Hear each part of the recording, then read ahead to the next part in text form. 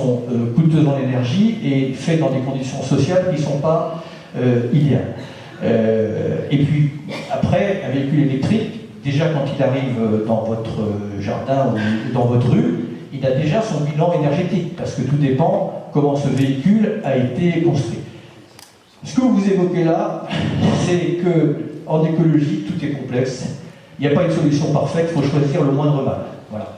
Alors si vous avez un véhicule électrique qui est construit dès l'extraction avec des énergies renouvelables, avec des matériaux que l'on pourra recycler et mettre dans un système d'économie circulaire, ça commencera à être pas mal. Mais si effectivement on est en train de provisionner les déchets de demain avec des véhicules électriques, ça ne sera pas parfait. Donc de toute façon, nous aurons une palette de solutions. Il n'y aura pas une solution dans le transport doux.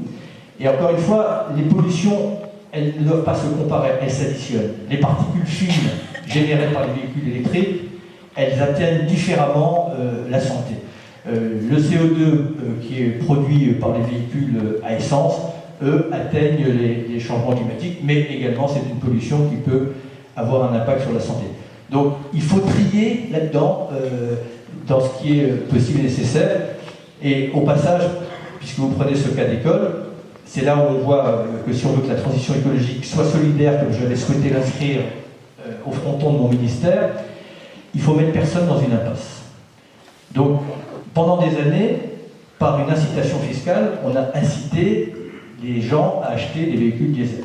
Bon, c'est là qu'on voit que le signal prix, mine de rien, ça joue sur les modes de consommation, puisque d'ailleurs, depuis qu'on a dit qu'on allait réindexer le prix du diesel au même niveau que le prix de l'essence, la vente des véhicules diesel, elle s'est mise à chuter. C'est là qu'on voit quand même que le signal prix, c'est important.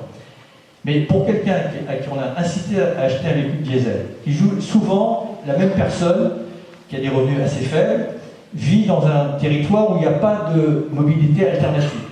Donc il ne peut pas prendre un transport en commun parce qu'il a...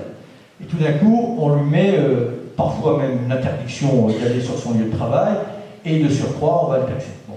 Ça, on peut très très bien identifier les gens qui sont dans des impasses, et on peut très très bien mettre en place ce que j'ai appelé moi un coussin social, et ce pourquoi je me suis battu, mais que malheureusement c'est probablement une des raisons pour lesquelles j'ai un peu précipité mon départ, parce que je souhaitais que la recette de la taxe carbone soit principalement, voire exclusivement, affectée à ces hommes et ces femmes qui se retrouvaient dans des situations pionnirisées.